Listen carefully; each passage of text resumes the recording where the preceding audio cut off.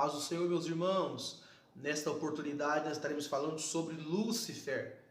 Quem era este anjo chamado Lúcifer? Qual é o tempo da criação dele? Quais são as características que ele possuía? E também a respeito do futuro, qual vai ser o seu destino final? E para isso nós precisamos consultar a Bíblia. Então eu convido você, fique comigo até o final desse vídeo. Se você não é inscrito, se inscreve aí, deixa seu joinha aí, deixa seu comentário e nos ajude a pregar a palavra do nosso Senhor e Salvador Jesus. Para nós entendermos esse assunto, dois profetas ou duas passagens bíblicas falam-nos a respeito de Lúcifer, né? E aí nós vemos que também sobre a criação dele, Gênesis capítulo 1 e o versículo também 1 diz: e Deus criou os céus e a terra era sem forma e vazia, e o Espírito do Senhor pairava sobre a face das águas. A maior parte dos teólogos, estudantes da palavra de Deus, que estudam a questão da Bíblia Sagrada, concordam nisto, que Gênesis 1:1 e Gênesis 1:2 há um tempo, há um espaço de tempo. Gênesis 1:1 que diz que Deus criou os céus e a terra. Muitos concordam também que a criação de Lúcifer ou os anjos foram criados em Gênesis 1:1. E aí há um tempo entre Gênesis 1:1 e Gênesis 1:2, que a Bíblia diz que a terra era sem forma e vazia. Também na sua maior parte concordam que a queda de Lúcifer aconteceu aqui entre 1:1 e 1:2. Por isso que a terra se tornou sem forma e vazia, até porque Deus não criaria uma terra sem forma e vazia. Então, para nós entendermos um pouquinho mais a respeito deste ser chamado Lúcifer, nós precisamos recorrer aos profetas que profetizam e falam a respeito dele. São Ezequiel, capítulo 28, versículo 12, e também o profeta Isaías, no capítulo de número 14, e o versículo 12. Ezequiel capítulo 28, versículo 12, fala-nos a respeito de uma profecia, uma lamentação sobre o rei de Tiro. E aqui nós precisamos usar o texto e o contexto para nós entendermos que esta palavra aqui se refere sim a Lúcifer e não somente ao rei de Tiro. Por quê? Porque o texto tem algumas coisas especiais, alguns fatores especiais em que nos faz destacar que realmente está atribuído a Lúcifer e não ao rei de Tiro. Um dos pontos, por exemplo, é que diz assim no versículo 12: Tu és aferidor de medida, cheio de sabedoria e perfeito em formosura.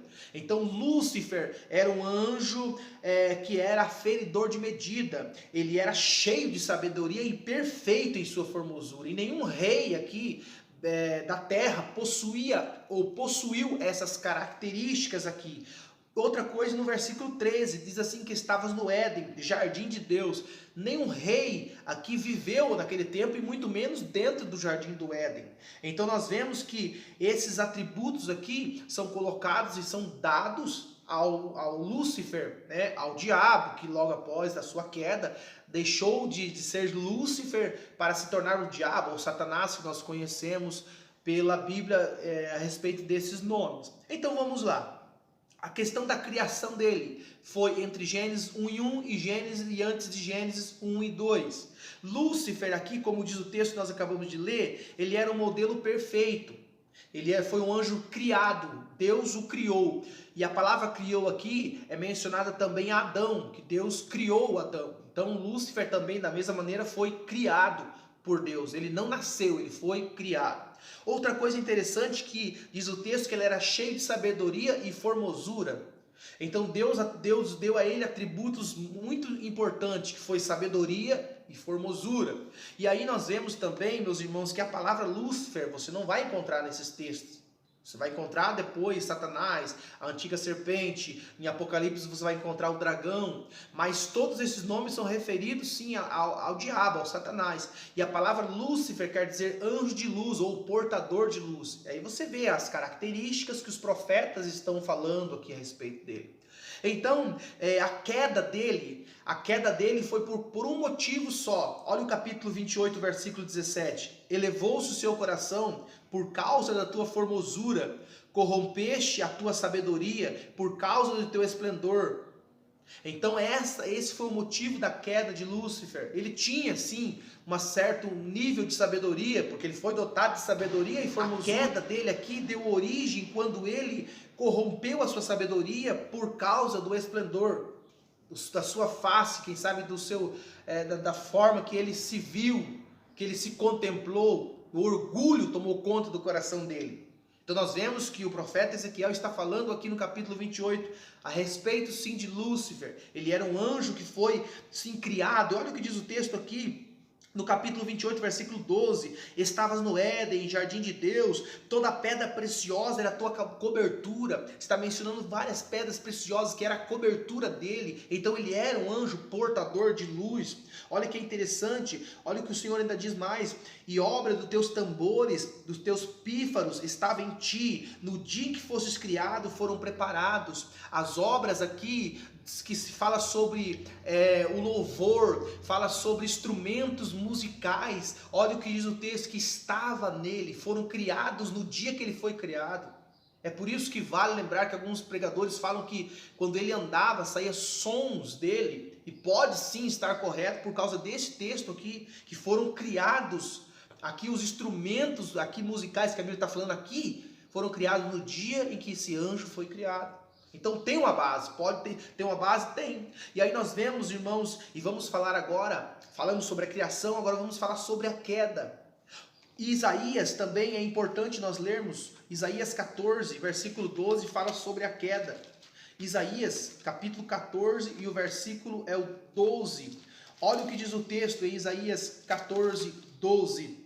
Como caíste do céu, ó estrela da manhã, filha da alva, como foste lançado por terra, tu que debilitava as nações. Caíste do céu, esta profecia aqui está referindo-se, se você ler um pouquinho antes, vai estar se referindo ao rei da Babilônia. Só que, como eu disse no texto anterior, em Ezequiel 28, 12, existem atributos aqui que nenhum rei possuiu. Terreno, não.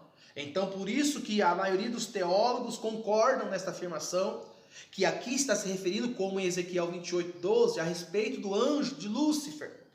Como caíste do céu, ó estrela da manhã, filha da alva. Então, ele está se referindo a um ser de luz, a uma estrela, que os anjos em certas partes da Bíblia são chamados de estrelas. E aqui está dizendo, fosse lançado por terra. E aí vai falar a mesma questão do coração.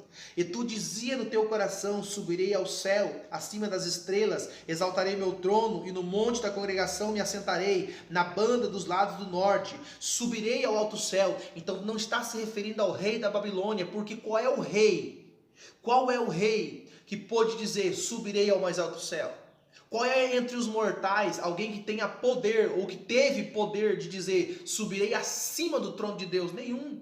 Então por isso que não se refere aqui ao rei da Babilônia, e sim a esse anjo chamado Lúcifer. E aí nós vemos, meus irmãos, que nenhum homem terreno teve esse poder, e nem terá esse poder, né? No máximo que pode chegar é o céu das estrelas, no máximo acima deles não podem. Por isso, meus irmãos, que é importante nós lermos o texto e o contexto para nós entendermos. E a Bíblia está escrita em vários tipos e formas de linguagem. Então, para nós entendermos as formas de linguagem, nós temos que estudar texto e contexto para não criar um pretexto. Então, é por isso que é importante ler a Bíblia. E aí nós vemos, irmãos, que a queda deste anjo, como eu falei no início, a queda dele deu-se antes de Adão. Antes de Deus criar o Adão, por isso que houve uma certa destruição na terra, de Gênesis 1:1, que Deus criou os céus e terra, e aí de Gênesis 2:2, que vai falar que Deus começa a criar ou formar novamente a terra. Então, é interessante nós estudarmos isto. E aí, então, a queda dele foi um pouquinho antes de Adão. Só que o texto aqui em questão, capítulo 14, versículo 12, esta profecia aqui, também está nos dizendo, olha aqui no último parágrafo, tu que debilitava as nações. A palavra debilitava aqui, o significado dela é abatias, atrofiavas, deprimias, tu que debilitava as nações. Aqui entra uma certa heresia que muitos afirmam que antes de Adão houve pessoas. E isto é uma heresia, porque não houve homem antes de Adão. Não houve nações antes de Adão.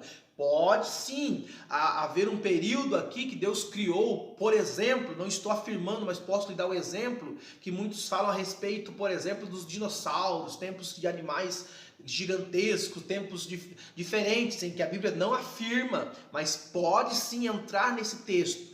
Pode Deus ter criado uma terra, Deus pode ter criado ali os animais, porém o homem não existiu, não houve homem antes de Adão. E como que você prova isso?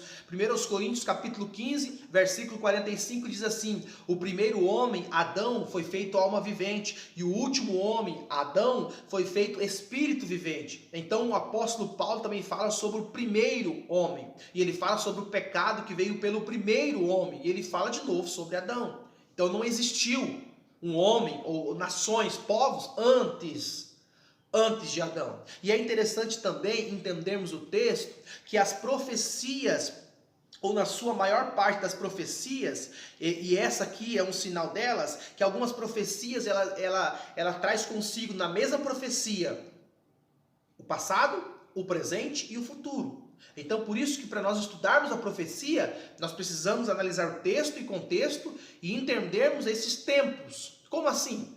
Por exemplo, passado, presente e futuro. Esse texto que nós acabamos de ler, fala-nos do passado. Por exemplo, como caíste do céu a estrela da manhã, a estrela da alva. Está falando do passado, onde Lúcifer existiu. E aqui também está falando do futuro, ou do presente, do caso que nós estamos vivendo hoje.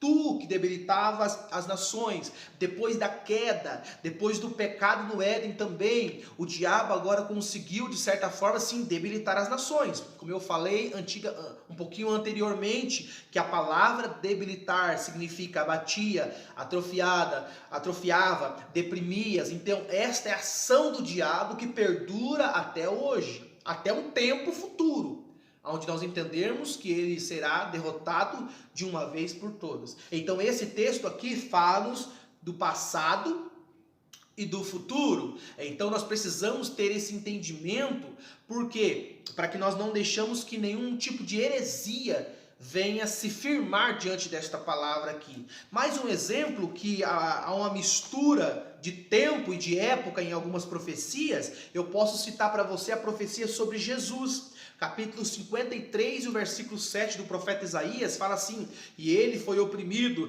mas não abriu a sua boca, como o cordeiro mudo foi levado ao matadouro. Então ele está profetizando, falando sobre uma profecia sobre Jesus, que Jesus era o cordeiro. Só que aqui o profeta está falando como que se Jesus já foi oprimido, porque ele diz, ele foi oprimido, ele não será oprimido. Então você vê que há uma mistura, esta profecia há uma mistura dizendo que ele foi oprimido, que ele foi levado, que ele está dizendo, como na linguagem dele, que já existiu, e nós sabemos que essa profecia só se cumpriu em Jesus lá, quando foi morto e foi crucificado. Então por isso que nós precisamos, irmãos, entender as profecias, estudar as profecias, que as profecias, na sua maior parte, ela contém o passado, o presente e o futuro. Na queda, por exemplo, aqui que está falando no capítulo 14, versículo 12, como caíste do céu, está falando sobre a queda dele, quando Deus jogou ele, está falando do passado. Debilitava as nações, está falando do futuro, né? Do futuro, do tempo que Isaías está vivendo. Exemplo, nossos dias de hoje. Nos nossos dias de hoje ele está falando sobre debilitar as nações. E o futuro, em Apocalipse 20, 10, que ele está falando que aqui, contudo, serás lançado no inferno, o mais profundo abismo, que é o versículo 15. Então esta profecia refere-se aos 3 tempos, passado, presente e futuro. E aí, meus irmãos, nós podemos entender, e aí você vai me perguntar, mas pastor, onde é que está escrito a batalha? Porque muitos falam sobre a batalha do céu, que Miguel e que os anjos lutaram contra o diabo, e ali aconteceu, o diabo foi lançado. Porque até aqui, esses versículos aqui, capítulos, não falam sobre esta batalha. Não falam que houve esta batalha. E eu convido você para ler Apocalipse, capítulo de número 12, e o versículo número 7. Capítulo 12, o versículo 7, que fala sobre a batalha. Entendendo também Apocalipse, que é um livro profético, você precisa aplicar essas três coisas que eu acabei de falar. A profecia em si, ela tem passado, na maioria, passado, presente e futuro. Você tem que olhar referindo-se a esses três tempos. Até porque o mesmo Jesus falou aqui a João. Para que você entenda o que eu estou falando, o Senhor falou a João no capítulo 1 e o versículo de número 19. Olha o que o Senhor diz: escreve estas coisas, o que tens visto, as que são e as que depois dessas hão de acontecer. Então as profecias também de Apocalipse têm que ser vistas dessas três maneiras. As que são, escreve o que tem visto, as que são e as que vão acontecer. Então aqui nós precisamos usar esta forma também para entender o texto. Capítulo 12, versículo 7 diz: e houve batalha no céu, Miguel e seus anjos batalharam contra o dragão e batalhavam o dragão e seus anjos, mas não prevaleceram, nem mais o seu lugar se achou nos céus. E foi precipitado o grande dragão e a antiga serpente, chamada Diabo e Satanás, que enganavam todo mundo, e ele foi precipitado na terra, e os seus anjos foram lançados com ele. E aí se cumpre o que Jesus falou em Lucas capítulo 10, versículo 18: eu vi a Satanás ser jogado do céu, caindo do céu. Lucas 10, 18. Então por isso, meus irmãos, esse texto aqui no capítulo 12, versículo 7, refere-se também à queda do passado, lá do passado do início. E aí o capítulo 12 também é um capítulo muito importante, que em outro período, em outro tempo, nós vamos fazer um estudo concernente ao capítulo 12, que fala assim do passado das coisas que já existiam, do presente, que é o tempo de João ali, e as coisas que hão de acontecer. Mas isso também é um outro estudo que nós precisamos fazer. Então eu espero que você tenha compreendido, espero ter passado um pouquinho desta palavra, você ter compreendido. Se porventura ficou alguma dúvida, deixa aí no comentário, nos ajude a divulgar esta palavra, ajuda a gente aí a fazer com que esta palavra chegue para mais pessoas, compartilhe, se você foi abençoado por esta palavra, que você possa compartilhar com teus amigos, com tua família, e nos ajude aí a pregar a poderosa palavra do nosso Senhor e Salvador Jesus. Fiquem todos na paz do Senhor.